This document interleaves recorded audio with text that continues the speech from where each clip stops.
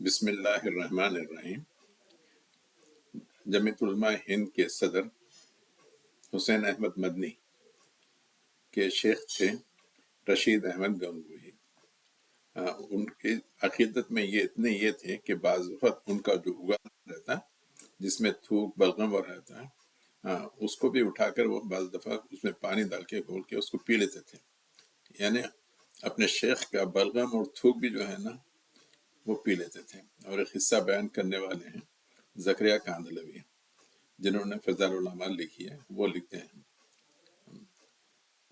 عقیدت میں بہت سی چیزیں ہوتے ہیں، یعنی یہ جب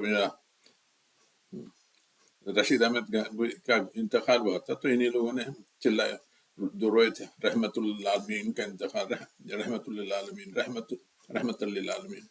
یہ بھی قصے ہیں کتابوں کے، یعنی اپنے شیخ کو رحمت للعالمین کا درجہ دیتے تھے لوگ۔